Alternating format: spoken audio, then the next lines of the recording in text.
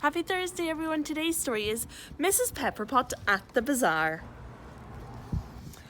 One day, Mrs. Pepperpot was in her kitchen with her young friend Hannah.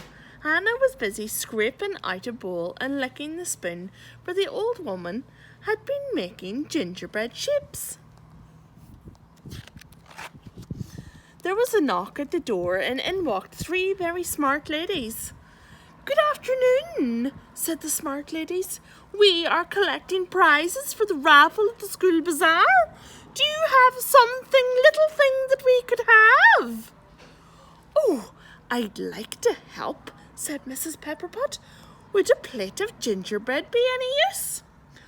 "Of course," said the smart ladies, but as they were leaving they laughed behind her back. "What a funny old lady, and what a silly prize!" Mrs. Pepperpot was very proud and pleased that she was going to the bazaar. Hannah was still scraping away at the bowl and licking the sweet mixture from the spoon. "May I come with you?" she asked. "Of course," said Mrs. Pepperpot. "Be here at 6 o'clock." And she started making another batch of gingerbread shapes.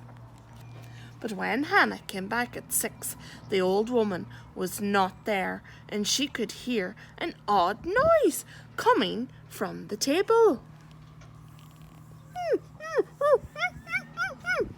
The mixing bowl was upside down, so she lifted it carefully, and there underneath sat her friend, who was now as small as a pepper pot. "What a nuisance," said Mrs. Pepperpot. "I was just cleaning out the bowl when I suddenly started shrinking. Then the bowl turned over on me. Quick, get the gingerbread out of the oven before it burns." But it was too late. The gingerbread man was burned to a cinder.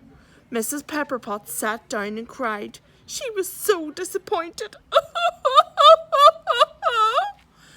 But suddenly she laughed out loud and said, "Hannah, put me under the tap and give me a good wash. We're going to the bazaar, you and I."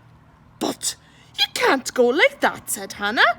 "Oh, yes, I can," said Mrs. Pepperpot, "as long as you do what I say." First she asked Hannah to fetch a silk ribbon and tie it round her so it looked like a skirt. Then she told her to fetch some tinsel from the Christmas decorations. Hannah wound it round and round to make a silver bodice. And lastly she made a bonnet of gold foil. "I've promised them a prize for the bazaar, and a prize they must have," said Mrs. Pepperpot, "so I'm giving them myself. Just put me down in front of them and say you've bought a clockwork doll. Then pretend to wind me up so that people can see how clever I am." When Hannah got to the bazaar, she put the wonderful doll on the table. Many people clapped their hands and crowded round to see. "What a pretty doll!" they said. "And what a lovely dress! Look at her golden bonnet!" Mrs. Pepperpot stood completely still, and Hannah pretended to wind her up. Everyone was watching, and when Mrs. Pepperpot began to walk across the table, there was great excitement. "Oh, look, the doll can walk!" And when Mrs. Pepperpot began to dance, they started shouting with delight. "The doll is dancing!" The three smart ladies sat in special seats and looked very grand.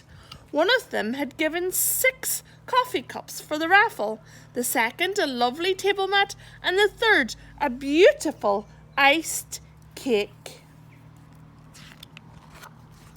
They thought the doll was wonderful. Mrs. Pepperpot went over to speak to them.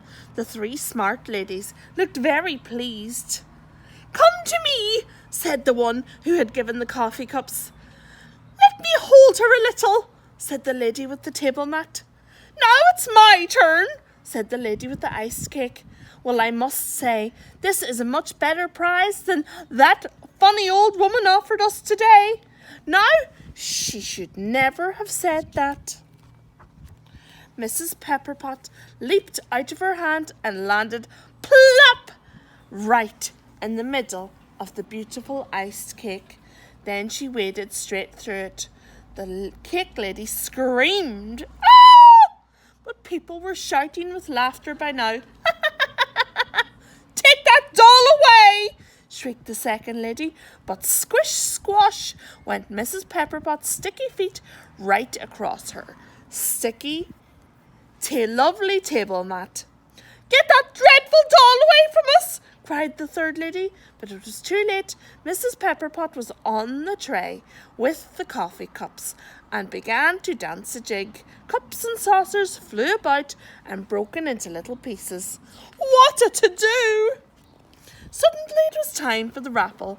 "First prize will be the wonderful clockwork doll," someone said. When Hannah heard that, she was very frightened. What would happen if somebody won Mrs. Pepperpot? At last the winning number was called. 311! Hannah looked at the ticket in her hand. What a piece of luck! It was number 311. Hooray! She cried and showed her ticket. So Hannah was allowed to take Mrs. Pepperpot home. Next day the old woman was her proper size again. "You're my very own Mrs. Pepperpot," said Hannah, "because I won you at the bazaar." The end.